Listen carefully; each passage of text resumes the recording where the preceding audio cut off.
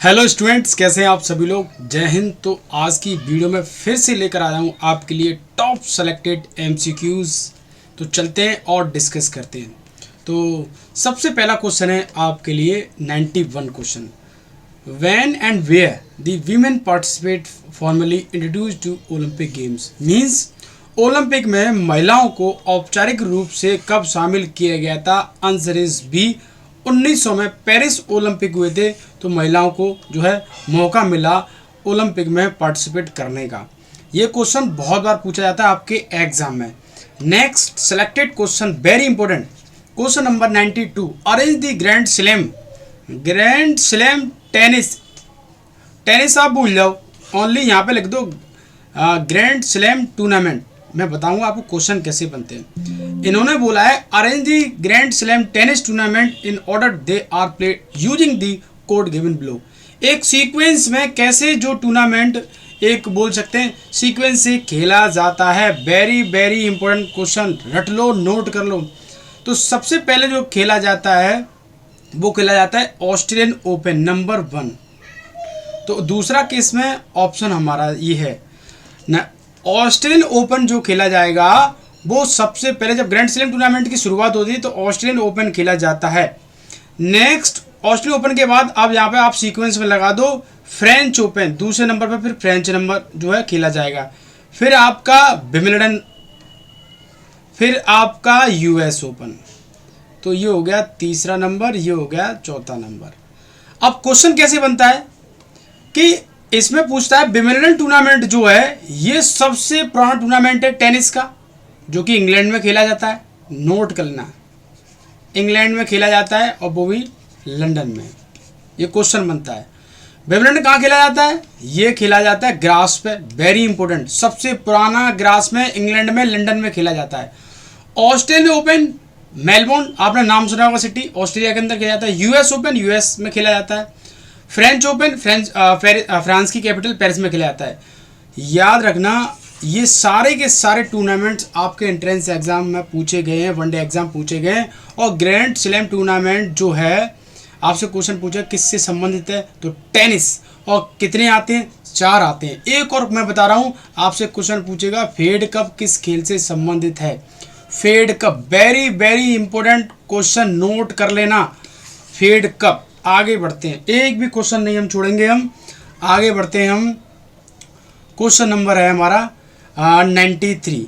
एक सीक्वेंस में हमें जो हमारे डाइजेस्ट सिस्टम के जो ऑर्गन है, मेन ऑर्गन है, उनको एक सीक्वेंस में लगाना है कि किस तरीके से हम जो है एक सीरीज में उनको बोल सकते हैं कि अरेंज करते हैं। जैसे कि आप सब लोगों ने स्मॉल इंटेस्टाइन का नाम सुना हुआ। स्मॉल इंटेस्टाइन यहाँ पे बोल रखा है correct the sequence part of the small intestine. तो स्मॉल इंटेस्टाइन के जो सीक्वेंस हैं वो कौन कौन से हैं, तो मैं आपको बताऊंगा। पहले नंबर पे आती है D4 डोडेनम, फिर J4 जेजेनम, फिर I4 इलियम। तो ये एक सीक्वेंस है। सबसे ज़्यादा डाइजेशन जो प्रोसेस होता है वो डोडेनम में होता है, याद रखना, नोट कर लेना। Very important question. Small intestine की जो है लेंथ पूछता है कितनी है, तो 22 फीट के अप्रॉक्स देखने को मिलती है। एलिमेंट्री कैनल, आपने नाम सुना होगा एलिमेंट्री कैनल। ये एलिमेंट्री कैनल की सबसे बड़ी जो पार्ट्स बोल सकते हैं वो है आपकी स्मॉल इंटेस्टाइन। आपसे क्वेश्चन पूछेगा एलिमेंट्री कैनल जो होता है उसकी सबसे बड़ी पार्ट कौन सी है, सबसे बड़ा ऑर्गन कौन सा है, उसका सबसे बड़ा हिस्सा कौन सा है, कैसे भी घुमा देगा क्वेश्चन, बट आपको नहीं घुमना है। इसीलिए मैं आपको घुमा घुमा के क्वेश्चनों को मैं बताते जाता हूँ। Next very easy question, question जो है हमारा बहुत ही इजी है। 94 सिगमंड फ्राइड जो है consider to the father of, इन्होंने जो है सिगमंड फ्राइड ने कौन सी थ्योरी दी, ये रट लो। मैं हर पेपर में आपको बता रहा हूँ, इनको क्वेश्चन ही नहीं मिलते, ये क्वेश्चन जरूर डाल देंगे। तो साइको एनालिटिक थ्योरी इन्होंने दी थी, सिगमंड फ्राइड नाम के एक व्यक्ति थे। नेक्स्ट है क्वेश्चन नंबर 95।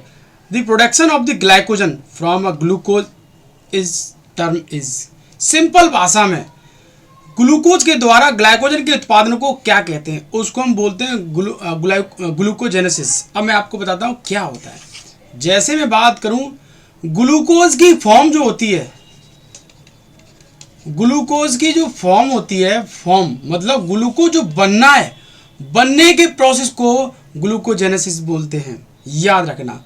और ग्लूकोज जो स्टोर हो रहा है, जहां पर ग्लूकोज स्टोर हो रहा है, मैं यहाँ पे लिख सकता हूँ ग्लूकोज स्टोर प्रोसेस को हम बोलते हैं ग्लाइकोजन।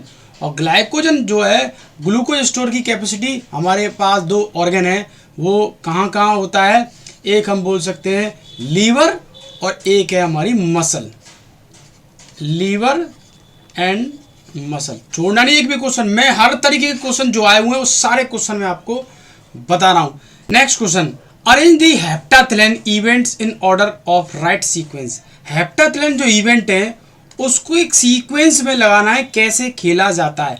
तो हेप्टाथेलिन जो इवेंट्स हैं वो हमारे फर्स्ट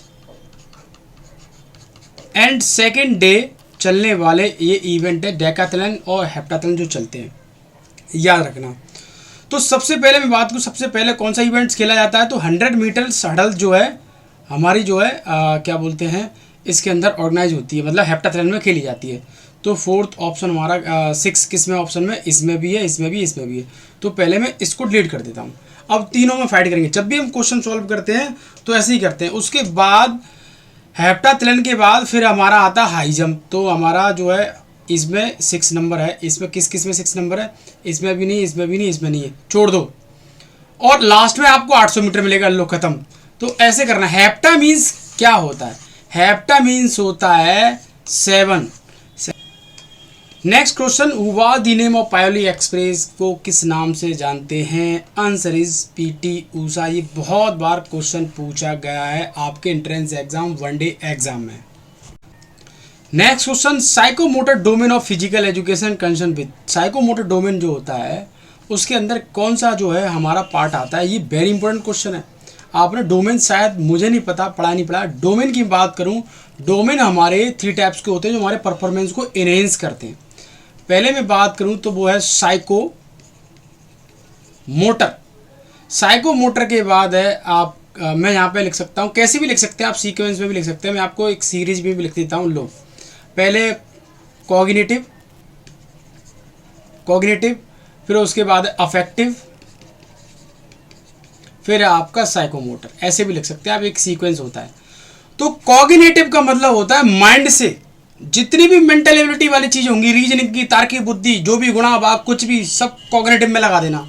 अफेक्टिव फीलिंग है, ईगो है, एटीट्यूड है, ये सब इसमें कुछ देना। फीलिंग, एटीट्यूड छोड़ना नहीं है, एक भी क्वेश्चन नहीं छोड़ना है। और साइकोमोटर का मतलब होता है जितनी भी फिजिकल एक्टिविटी होती है जो स्किल को डेवलप करती है, जैसे मैं बात करूं speed, strength and coordination, flexibility, सब A to Z जो हमारे परफॉर्मेंस को एनहेंस करती है। तो यहाँ पे बोला है साइकोमोटर। अब साइकोमोटर मोटर स्किल आई थी है, तो हमारा क्या हो जाएगा, ऑप्शन डी हो जाएगा। नॉलेज मैंने आपको बताया किस में आती है, आपकी कॉग्निटिव में। एटीट्यूड्स किस में आता है, अफेक्टिव में। इंटरेस्ट किस में आता है, कमेंट करके बताना फटाफट। नेक्स्ट हम बात करते हैं, क्वेश्चन नंबर है हमारा, बहुत रफ्तार में चल रहा हूँ, गर्मी बहुत पड़ रही है, यस वार्म अप होता जा रहा हूँ धीरे धीरे।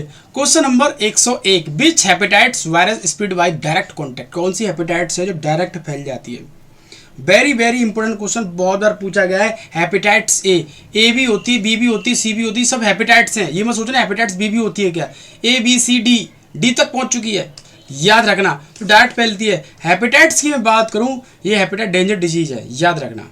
आगे बढ़ते हैं, लीवर को प्रभावित करती है, किसको करती है, लीवर को प्रभावित करती है। चलो भाई नेक्स्ट हम बात करते हैं, क्वेश्चन नंबर है हमारा 102 क्वेश्चन। ये मैंने आपको 2 बार ये क्वेश्चन कराया है, अगर इसका आप जवाब नहीं दे पाए तो मैं इसका भी जवाब नहीं दूंगा।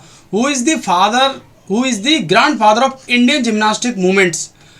भारतीय जिम्नास्टिक आंदोलन के पिता किसको कहा जाता है, इसका जवाब दे देना। मैंने 2 बार ये क्वेश्चन कराया, अगर ये जवाब नहीं दे पाए तो फिर मेरा पढ़ाना ही बेकार है। आगे बढ़ते हैं हम नेक्स्ट 103 क्वेश्चन की तरफ बढ़ते हैं। Question number 103, by which means do we acquire value believe a behaviour.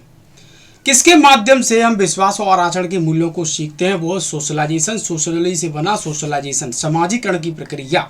Yes आगे बढ़ते हैं। Bile, very important question, bile secrete very important, bile very important, answer is liver.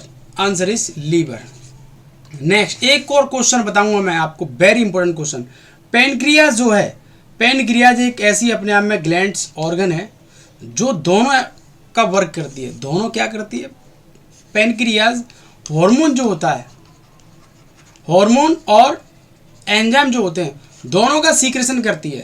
Hormone blood में जाते हैं, एंजाइम डक्ट्स के through बहते हैं। Pituitary glands को मास्टर ग्लैंड्स बोलते हैं। क्या बोलते हैं? मास्टर ग्लैंड्स बोलते हैं, याद रखना। चलो भाई आगे बढ़ते हैं। एक और क्वेश्चन छोड़ा नहीं है। लीवर ब्लड प्यूरिफिकेशन का काम करती है। मेन जो फंक्शन है ब्लड प्यूरिफिकेशन का काम करती है। ब्लड प्यूरिफिकेशन रक्त का शुद्धिकरण करने का काम करती है।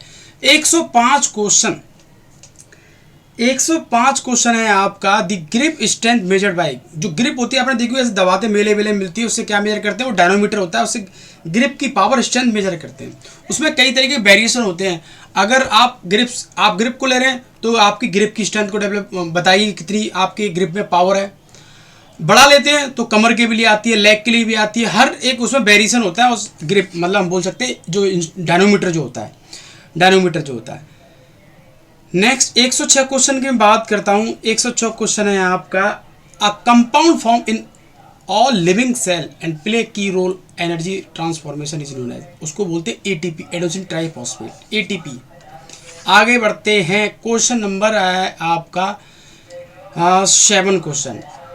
Rehabilitation of sports injury, one of the following method is used.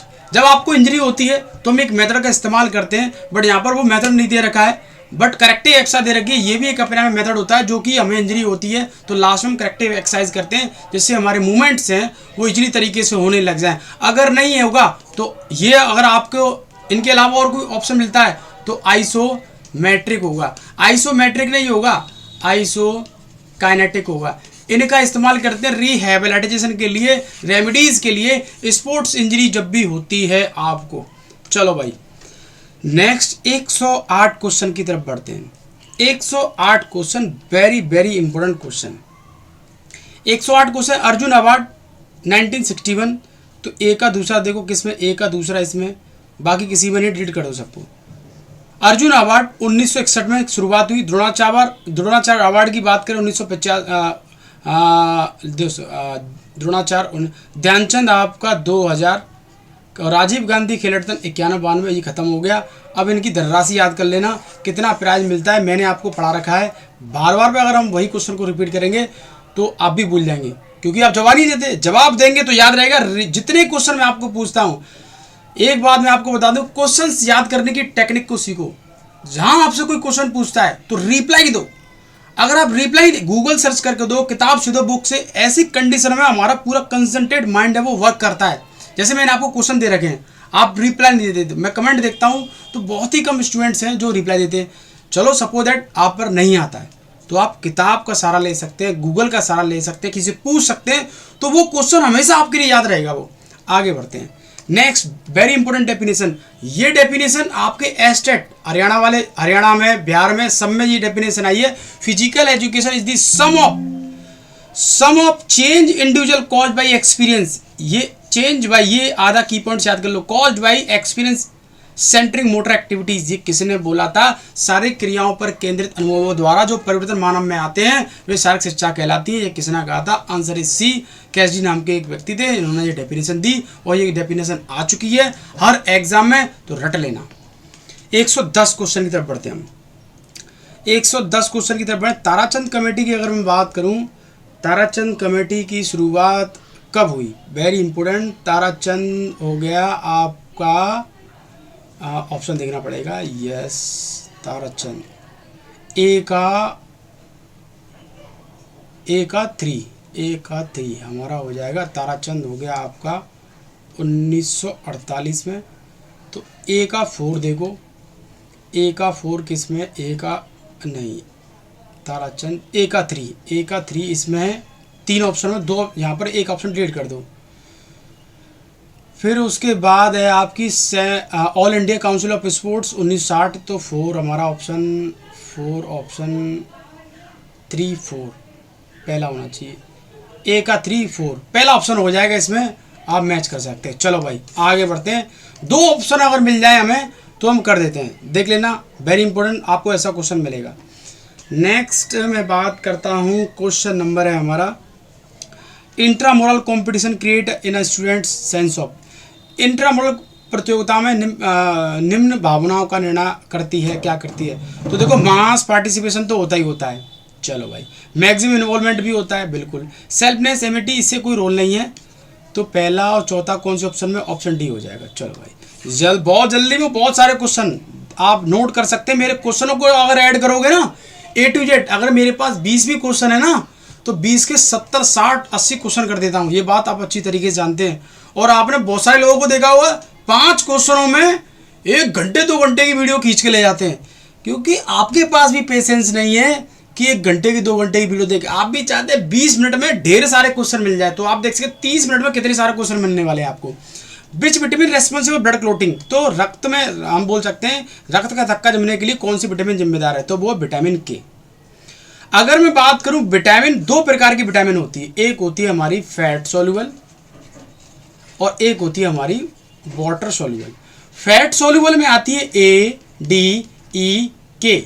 Water soluble में आती है बी एंड सी। याद रखना, अगर विटामिन सी कमी होती है तो स्कर्वी बीमारी होती है। विटामिन ई कमी होती है, इनफर्टिलिटी होती है, इनफर्टिलिटी होती है। ए की कमी होती है तो आपको पता है नाइट ब्लाइंडनेस होता है, नाइट ब्लाइंडनेस। के आप जानते हैं ब्लड क्लॉट। नाइट ब्लाइंडनेस साथ साथ एक बाइटोट स्पॉट्स एक प्रॉब्लम है, बाइटोट्स स्पॉट्स। ये भी आपको मिलेगा, आजकल एग्जाम बहुत बार पूछा जा रहा है, छोड़ना नहीं है। बहुत सारे क्वेश्चन जितने भी हैं सब के सब एग्जाम में आए हुए हैं। ये क्वेश्चन को आप रिप्लाई नहीं दे पाएंगे, इसलिए मैं आपको रिप्लाई दे देता हूँ, जवाब ही नहीं दे पाएंगे आप। ट्रम्पोलियन किस से खेल से संबंधित है? ट्रम्पोलियन तो वो है आपका जिम्नास्टिक की। जिम्नास्टिक की बात करूँ तो आपके मेंस कैटेगरी में 6 अपरेटस होते हैं और वीमेंस कैटेगरी में 4 होते हैं। जाओ और आज के पेपर में मिलने वाला ये क्वेश्चन चैलेंज है मेरा। आ जाओ आगे बढ़ते हैं। 114 क्वेश्चन है, 144। एक sociological foundation of physical education discuss. Very important question, very very important question. तो हमारा इसमें हो जाएगा बॉडी टाइप, तो पर्सनैलिटी का रोल है।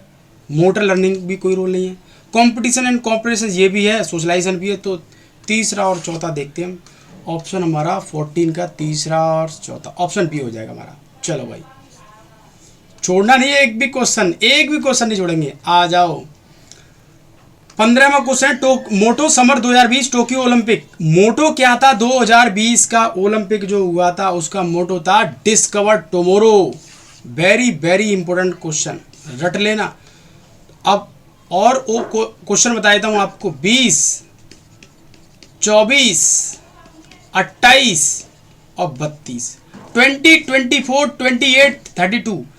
Tokyo Olympic, Paris Olympic, Los Angeles Olympic, Brisbane Australia Olympic, सारे क्वेश्चन है जो आपके एग्जाम में आए हुए हैं। एक क्वेश्चन आपको इसमें से मिलने वाला है। 16 क्वेश्चन की मैं बात करता हूँ। 16 क्वेश्चन है, individual differences are due to. व्यक्तिगत भिन्नता का कारण क्या है? Heredity and environment. Option C हो जाएगा। वेरी इंपॉर्टेंट, ये भी क्वेश्चन आपको मिलेगा, ये आजकल बहुत बार पूछा जाता है। 117 क्वेश्चन की मैं बात करता हूँ। Ectomorph individual has. एक्टोमोर्फ होते हैं पतले इंसुलिन टाइप के होते हैं। लो, दूसरा हो गया। मस्कुलर एंड एथलीट फ्रेम की बात करें तो ये आपके मीसोमोर्फ में आते हैं, मीसोमोर्फ में आते हैं। एंड बल्कि and stocky, robust, Tholu Molu, गोल मटोल, वो एंडोमोर्फ में आते हैं, एंडोमोर्फ में आते हैं। चलो भाई आ जाओ। Total medal won by India 18 Asian game 2018। तो 69 थे, वैसे 70 थे, एक मेडल जो है डिफ्यूज कर दिया। तो आपको ऑप्शन सी है इस पर, तो सी लगा देंगे। 70 होता तो 70 लगा देते। 19 क्वेश्चन की तरफ बढ़ते हैं। Very easy question. Study of cell क्या बोलते हैं उसको? हम बोलते हैं साइटोलॉजी। Study of